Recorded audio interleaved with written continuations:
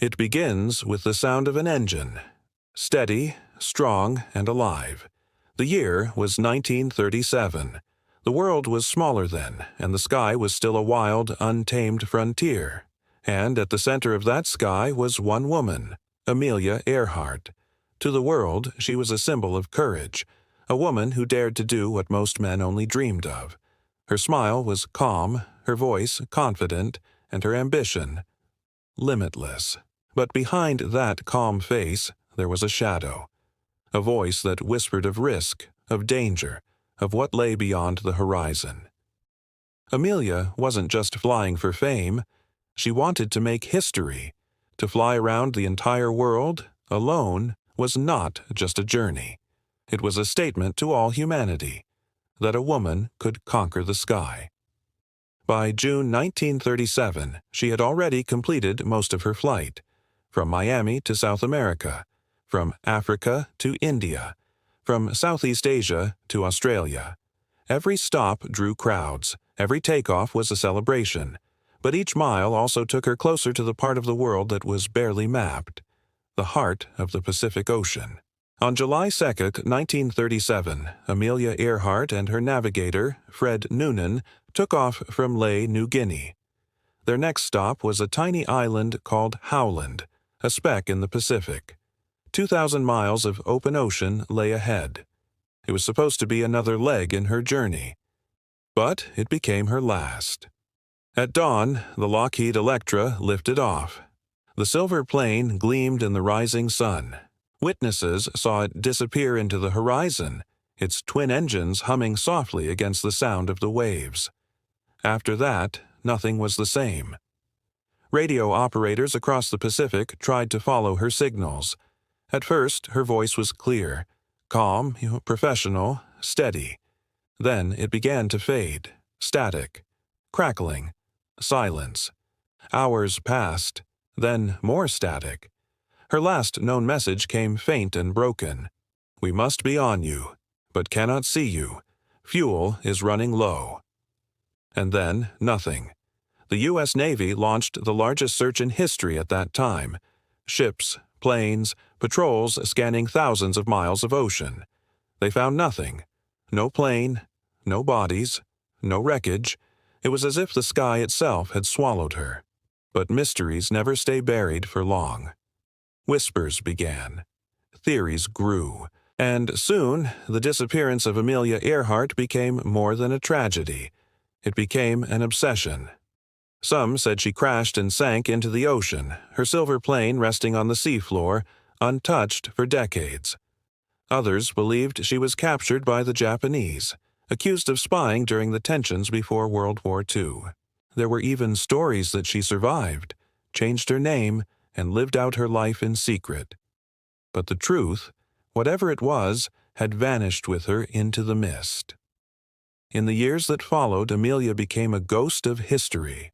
Her smile, once the face of courage, now haunted the world as a symbol of mystery. Photographs of her in the cockpit, the way she looked at the horizon, they seemed to whisper a question that no one could answer. What really happened out there? For decades, explorers searched the Pacific Islands. Divers scoured the ocean floor, and scientists analyzed fragments of aluminum washed up on beaches. Each clue brought more questions, each theory more confusion. But what most people forget is this. Before she vanished, Amelia knew something was wrong. In her letters, she wrote about strange malfunctions in her radio. She mentioned that her maps were unreliable, her compass sometimes acting strange over the vast blue emptiness of the Pacific. She even told a friend days before the flight, "If it has to happen, I'd rather go in the air." Those words, "I'd rather go in the air," became her epitaph. What no one realized then was that the Pacific was not only dangerous, it was deceptive. A place where clouds rolled in like walls, where distances blurred, and where navigation could fail in seconds. Even a small miscalculation could push a plane hundreds of miles off course into a void no one could ever find. And so, on that quiet July morning, Amelia Earhart's name left the radio waves forever. But here's where the story turns darker. because years later, strange reports began to surface. Soldiers stationed on remote Pacific islands claimed to have seen a plane, half buried, metal glinting under vines. Villagers told stories of two foreigners, a man and a woman, who had landed near their island, weak but alive. Some even said they were taken prisoner. Could Amelia have survived? If so, where did she go? And why would anyone want to keep that truth hidden? As time went on, the mystery became more than a search for answers. It became a mirror of human obsession. Every theory reflected what people wanted to believe: heroism, survival, conspiracy, or fate. But the truth still lay somewhere, beneath the waves, or perhaps in old government files locked away and forgotten. Her story doesn't end with her disappearance, because to this day, new clues keep surfacing. Bones found on a remote atoll, fragments of metal matching her aircraft, radio signals faintly recorded that could have been her last cries for help. Each discovery revives the same haunting question: did she die quickly? Or did she live long enough to realize no one was coming? The Pacific has many secrets, but none as haunting as the sound of that last message, a woman's voice fading into static, calling out across an endless ocean. "We must be on you, but cannot see you." Then silence. And in that silence, a legend was born. Amelia Earhart, the Sky Queen who vanished into the horizon, became more than a mystery. She became an echo, a reminder that even in the brightest moments of courage, the unknown is always waiting just beyond the clouds. The morning after Amelia Earhart's last transmission, the Pacific sky was silent. No engine hum, no radio signal, no sign of life. By noon, the world knew something was terribly wrong. President Roosevelt authorized what became the largest sea and air search in American history.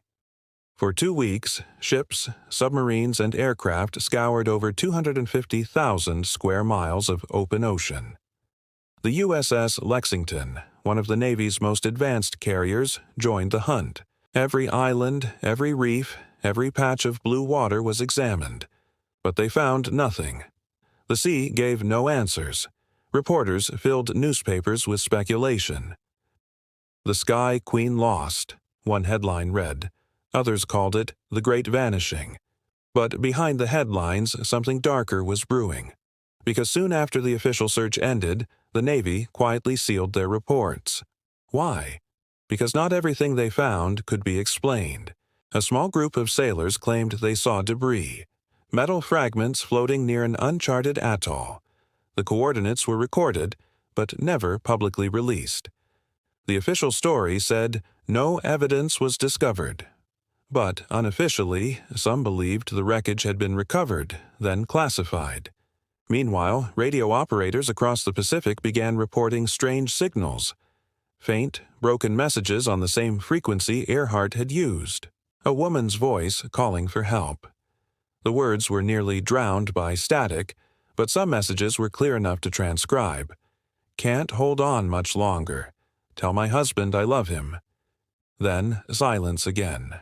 For days, amateur radio listeners in the United States claimed to have heard the same voice late at night. Most dismissed it as imagination. But a few, including the Navy's own engineers, believed it was real. One thing was certain. If Amelia had survived the crash, she had landed somewhere isolated, somewhere beyond rescue. And that's where the mystery began to twist. A small coral atoll named Gardner Island, now called Nikumaroro, became the center of the search years later. It was uninhabited, flat, and surrounded by shallow reefs. A perfect place for an emergency landing, if anyone could reach it. In 1940, a British officer exploring the island discovered something unusual: a human skull, partial skeleton, a woman's shoe, and the remnants of a small campfire. Nearby lay pieces of aluminum, curved, riveted metal that didn't belong to any known structure on the island. The bones were sent to Fiji for analysis, where a colonial doctor concluded they belonged to a man. Decades later, modern forensic analysis of the same measurements showed the opposite. They were most likely from a tall, European woman. The remains had since vanished from archives, lost forever. Coincidence or concealment? Meanwhile, across the Pacific, rumors were spreading through military bases. Several American soldiers stationed in the Mariana Islands told stories they were never allowed to repeat publicly.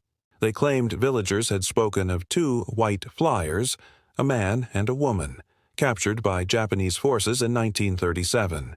The woman was described as fair-haired, dressed in men's clothing, and severely sunburned. Some said she died in captivity. Others said she was executed. And then, in one of the war archives years later, a photograph surfaced. It showed several prisoners standing near a pier on Saipan. Among them, a tall woman with short hair, dressed like a pilot, her face half-turned from the camera. The photo caused a sensation when it was published decades later. Experts claimed it was Amelia Earhart. Skeptics dismissed it as coincidence. But the resemblance was undeniable. If it was real, it meant she survived the crash and died as a prisoner of war. The U.S. government denied the theory outright. They called it unfounded. But many wondered, if it wasn't her, why were the files sealed for so long? The mystery deepened again when divers exploring near Nikumaroro in the early 2000s found a piece of aircraft aluminum. After testing, it matched the unique pattern and composition of the aluminum panels used on Earhart's Lockheed Electra. It had been modified, possibly as a field repair, exactly what Amelia was known to have done during her flight. Still, the ocean kept its silence, and with every passing year, the line between evidence and legend blurred. For historians, the most haunting part wasn't what was found. It was what was missing. The detailed maps of her planned route, the final transmissions logged by the Itasca, the ship waiting to guide her to Howland Island, and the flight logs from her navigator, Fred Noonan, all mysteriously incomplete. It was as though the world had conspired to erase her final hours. But those who studied the case closely noticed something strange. The radio transmissions that were recorded don't match a simple crash scenario. They suggest Amelia was still transmitting for hours after her last sighting, far longer than her plane could have floated if it had sunk. This meant she had to be on land, somewhere flat enough to land, somewhere that could support the Electra's weight, like a coral reef at low tide. And that brings the story back to the island, Nikumaroro. In one photograph taken by a British survey team in 1938, a small dark shape can be seen on the reef S edge, about the same size as a Lockheed Electra wing. It was dismissed for decades as a rock formation, but modern image enhancement shows straight lines, metallic reflections, the kind made only by human-built structures. If that's true, then her plane was there, lying on the reef, slowly taken by the tide until it sank below the waves. But if that's what happened, why didn't the 1937 search teams find it? Why were later photos and evidence ignored? And why were the bones lost? Because perhaps it wasn't about what they found. It was about what they didn't want the world to know. By the 1940s, the Pacific was a battlefield. Strategic secrets were everything. Admitting that a famous American pilot had been lost, or captured, near Japanese territory would have caused chaos. So maybe silence was safer. But silence never lasts. To this day, expedition teams still travel to Nikumaroro. They dig, they scan, they dive, and every time they come back with something. A shoe sole, a button, a piece of metal. Each clue is another whisper from the past. Each whisper keeps the legend alive. Amelia Earhart has become more than a missing pilot. She is a symbol of humanity, as hunger to explore, and our fear of the unknown. Her name lingers like a ghost across the ocean. Her face stares back from old photographs, confident, determined, unknowingly stepping into eternity. And somewhere out there, beneath coral and time, her story still waits. A silver plane asleep under the Pacific sky. a woman who dared to touch the horizon, and a question that refuses to die. The sky above the Pacific can be deceiving. It looks endless, soft, eternal, but for Amelia Earhart, it became a mirror that swallowed her whole. One moment she was speaking calmly into the radio, her voice sharp and professional. The next, silence. Nothing. The last trace of her life fading into static. And that silence, it never stopped echoing. After official searches ended, the U.S. government closed the case quickly. Lost at sea, the record said. But the world wasn't ready to accept that. There were too many contradictions, too many unanswered questions. And in that silence, theories began to breed like shadows. The first theory was simple, even comforting. Amelia had miscalculated her fuel, missed Howland Island, and crashed into the open ocean. A tragic, logical accident. But logic couldn't explain the later radio signals. It couldn't explain the scattered reports of a woman's voice calling for help on forbidden frequencies. The second theory was darker and far more dangerous. It suggested Amelia had been captured by the Japanese. In 1937, tensions in the Pacific were rising. The Japanese military controlled many islands not far from her route. According to this theory, Amelia had drifted off course and landed near the Marshall Islands, where she and her navigator Fred Noonan were taken prisoner. Some versions claim they were interrogated as spies. Others whisper that they were executed. But the most chilling part? Documents later uncovered hinted that U.S. intelligence might have known about it, and stayed silent. It said that a few Navy officers who participated in the original search were told to avoid certain coordinates. One of them later wrote in his diary, "We were close, but we were told to stand down." His notes were confiscated soon after.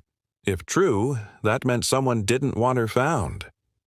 The third theory was stranger still, one that blurred the line between survival and reinvention. Some believed Amelia didn't die at all, that she came back under a new identity, hiding from the fame that had consumed her life. A woman named Irene Bolam, a New Jersey banker, was accused of being Amelia in disguise after the war. She denied it furiously. Her friends called it nonsense. But when her photos were compared to Amelia's, the resemblance was startling. Bone structure, eyes, even mannerisms. Was it coincidence or a carefully crafted new life? The story deepened when investigators found that Irene had worked briefly in areas linked to intelligence operations. She was private, guarded, and refused interviews. When she died in 1982, requests to examine her remains were denied by her family. If it was all a lie, it was a perfect one. But not everyone sought the dramatic. Some researchers turned their focus back to the science, the last known coordinates, the flight path, and the physics of her disappearance. The ocean floor near Howland Island was scanned repeatedly in the 21st century. Teams used sonar, deep-sea drones, and advanced imaging. They found nothing. Then, in 2018, a sonar image showed what looked like a large metallic shape, roughly the size of a Lockheed Electra, lying deep under the reef near Nikumaroro. The world buzzed with excitement. Could this finally be her? But when explorers returned months later, the object was gone. Was it ever there? Or had the ocean claimed one more truth? Each theory fed the next. Each discovery made the mystery deeper. And yet, one truth stood untouched.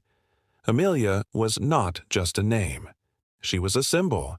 Her story reflected the best and worst in human nature. Our thirst to explore, our fear of loss, our obsession with heroes, and our inability to accept endings without answers. In the 1930s, Amelia wasn't just a pilot. She was a legend, the first woman to fly solo across the Atlantic, a global celebrity, a symbol of courage and independence in a world where women were still told to stay silent. When she disappeared, it wasn't just a plane that vanished. It was hope. It was the idea that human will could conquer anything. That's why her loss cut so deep. For her husband, George Putnam, grief became an obsession. He financed searches on his own long after the government had stopped. He published her final letters, intimate, haunting messages written before her final flight. One of them read, "Please know I am quite aware of the hazards. I want to do it because I want to do it. Women must try things as men have tried. When they fail, their failure must be a challenge to others." It wasn't a goodbye letter. It was a manifesto. In time, her legacy turned into folklore.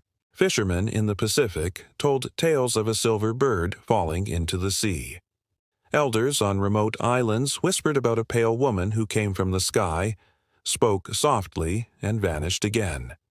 And decades later, tourists visiting Nikumaroro claimed to hear strange sounds at night, a faint hum, like an engine that refuses to die. Maybe it's just the wind. Maybe it's memory. For the people who have spent their lives studying her case, the mystery isn't just about where she went. It's about what she represents, the fine line between bravery and recklessness, between discovery and disappearance, between truth and legend. In 2019, a group of scientists analyzed DNA samples from bones found on Nikumaroro once again. They were never matched to Amelia directly. Too degraded, too old, but they did match the genetic markers of a European woman. Another clue. Another maybe.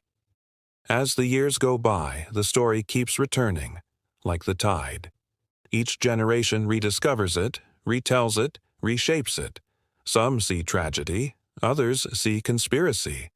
But everyone feels the same question pull at them. What really happened up there, in that endless blue? The strange truth is that Amelia Earhart's mystery may never be solved, because maybe it isn't meant to be. Maybe she was always destined to belong to the unknown, to live not in the archives of history, but in the space between fact and faith. Her last words on radio before silence took her still echo, "We are on the line. We are running north and south." That line, invisible, eternal, stretches across the Pacific even now. Somewhere along it lies her final moment, the vanishing point between sky and sea, between what we know and what we can never prove. The mystery of Amelia Earhart is not about loss. It's about the human instinct to chase what lies just beyond sight, even when it costs everything. In the decades that followed Amelia Earhart's disappearance, her name became something larger than life. It drifted beyond aviation, beyond the ocean that swallowed her, and into myth. She became a ghost who refused to stay buried. Every decade brought new whispers, new evidence, new theories. Yet the truth stayed just out of reach like a radio signal lost in static. By the 1940s, World War II had redrawn the Pacific. Islands once remote and mysterious were now military strongholds. Soldiers stationed there began hearing strange local legends. On Saipan, villagers told stories about two foreigners who had arrived before the war, a man and a woman. They were said to be pale-skinned, injured, and taken away by soldiers.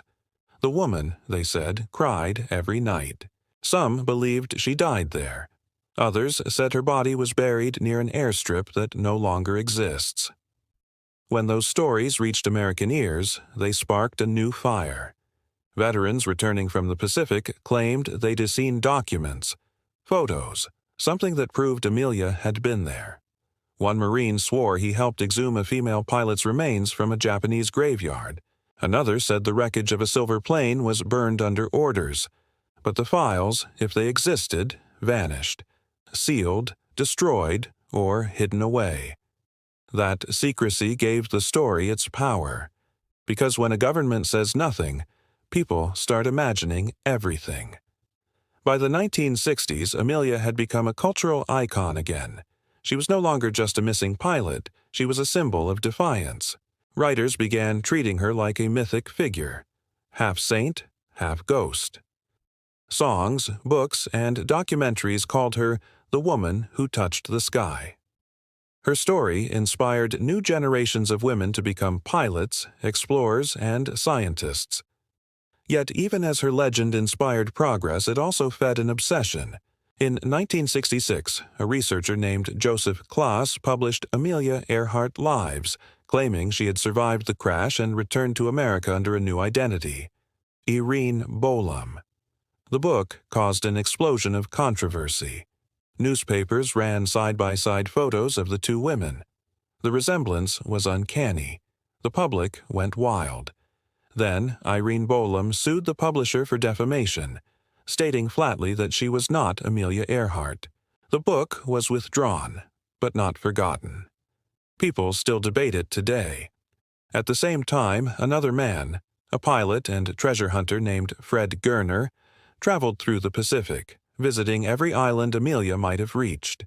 He spoke to elders, sifted through archives, and gathered fragments of aircraft metal from beaches. His conclusion was clear.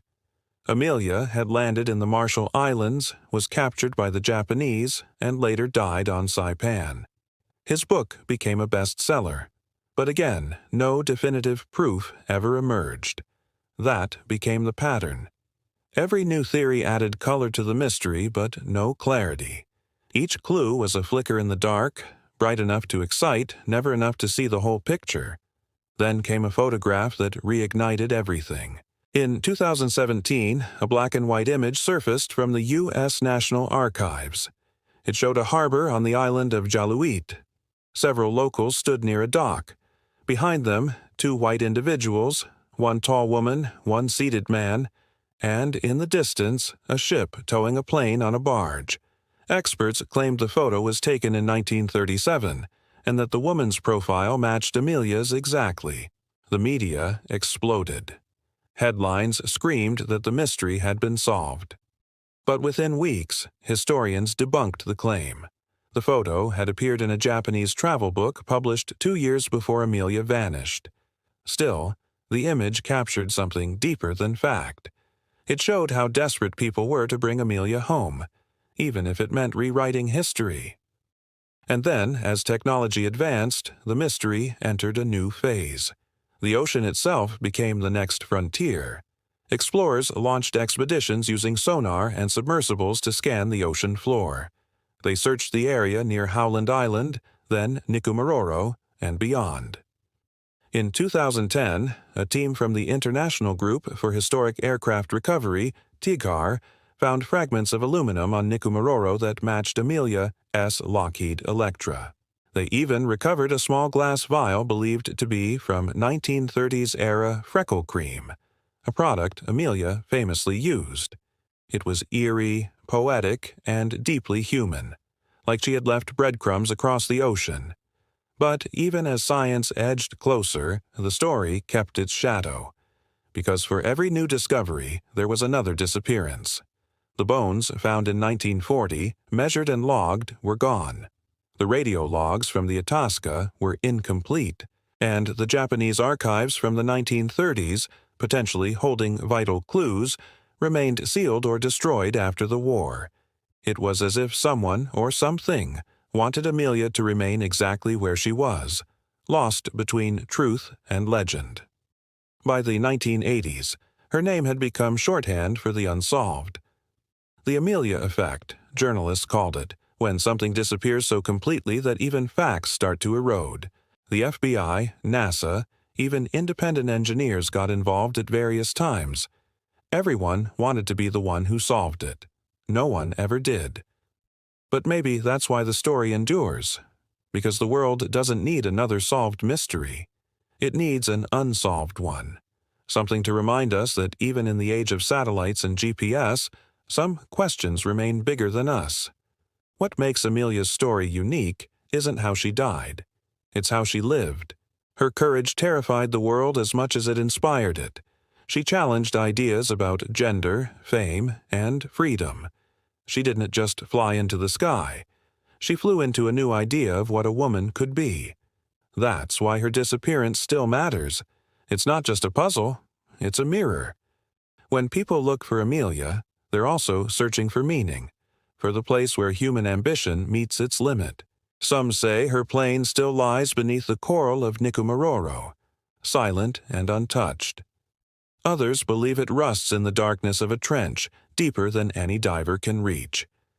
But there's another version of the story, the one the ocean itself tells. On still nights near Howland Island, fishermen sometimes claim they hear something faint through the wind, a rhythmic hum, a voice calling out numbers, then fading into the waves. Of course, they say it's nothing, just air pressure, just the sea. But somewhere inside, they know better, because ghosts don't always wear white. Sometimes they wear flight jackets and courage. Sometimes they sound like a voice breaking through static, whispering, "We are running north and south." And somewhere in that infinite blue, she still runs, chasing the horizon she could never reach. It's been nearly a century since Amelia Earhart vanished into the blue, yet her shadow still drifts across the Pacific. Every decade, someone claims they've found her. Every generation, new explorers set sail, chasing the same ghost. But Amelia was never just a missing person. She became a question the world could never answer, a symbol that refused to die. By the 2000s, technology had advanced enough to search the deep ocean in ways once impossible. Satellites mapped the sea floor. Submarines scanned miles of coral. Expeditions returned to Nikumaroro again and again. They found riveted metal fragments matching the design of her Lockheed Electra. They found remnants of shoes, a zipper pull from the 1930s, and a broken glass jar, the kind that once held freckle cream, the same brand Amelia was known to use. Each discovery was small, fragile, but powerful. Together, they painted a picture of survival. Maybe she had landed on the reef. Maybe she had lived for days, maybe weeks, waiting for help that never came. Imagine her, the most famous woman in the world, stranded on a strip of coral, staring at an endless horizon that refused to answer her calls. She wasn't just a pilot anymore. She was human again. Tired, hopeful, defiant, the way she'd always been. The story might have ended there, buried under coral and time, but Amelia Earhart never truly disappeared. She became part of something bigger, a myth that evolved with every retelling. In classrooms, she became a symbol of courage. In films and documentaries, she became the eternal adventurer. And in quiet moments, she became the face of humanity's need to keep searching, no matter the odds. Her disappearance wasn't an ending. It was a mirror. It reflected what we fear most. Not death, but the unknown. And it showed what we admire most, the bravery to face that unknown head-on. Every attempt to find her since then has carried that same strange blend of hope and grief. In 2019, an explorer named Robert Ballard, the same man who discovered the Titanic, led a massive search of the seafloor around Nikumaroro. His team used cutting-edge sonar, deep-sea robots, and imaging drones. They found shipwrecks, coral cliffs, deep trenches, but not the plane. Still, Ballard said something that stayed with everyone who heard him.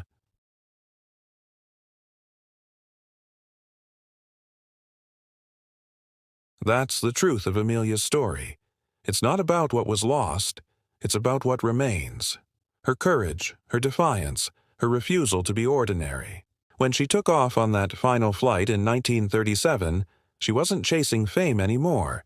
She was chasing completion. She wanted to prove that the world was small enough for human hands to touch, that fear could be conquered by motion, that freedom wasn't something you asked for, it was something you claimed. And maybe, in her own way, she succeeded. Because long after her voice fell silent, her story kept flying. Across oceans, across decades, across generations. In her last recorded words, she said, "We are on the line, running north and south." It was a simple transmission, but it felt like something more, a message to the future. To everyone who ever looked up at the sky and wondered where courage ends and madness begins. Even now, her face still appears in dreams and documentaries. Her name still lives in research papers, flight schools, and whispered theories. She became the first woman to cross the Atlantic alone, and the first ghost of modern aviation. Her loss gave the world something paradoxical, a mystery that comforts and unsettles in equal measure. Every explorer who has searched for her describes the same feeling, standing at the edge of the ocean, staring at the horizon, and realizing how small they are. That's the legacy Amelia left behind. Not her plane, not her fame, but the reminder that human ambition always comes with a cost. In a way, she represents every person who ever chased something bigger than themselves, something too vast, too dangerous, too infinite. She is the echo of that risk, the proof that some journeys aren't meant to end with answers. They're meant to remind us that mystery is part of life's design. There's a strange beauty in that, because if she had been found, if the wreckage had been pulled from the ocean and the reports closed, she would have become history. But because she was lost, she became legend. She became the heartbeat of every adventurer who refused to turn back. The quiet courage in every pilot's final checklist. The ghost whispering to every explorer who stares into the unknown and decides to keep going. Somewhere in the depths of the Pacific, maybe her plane still lies silent beneath coral and sand. Or maybe the sea carried it away long ago, turning metal into memory. But her spirit, that defiant, fearless spark, still lingers in the wind. If you stand by the water at night and listen closely, you might imagine it. The faint hum of an engine, the static of a distant radio, and a woman's voice, calm and steady, cutting through the darkness. We are on the line. Then silence. And in that silence, eternity. Because Amelia Earhart didn't vanish. She transcended.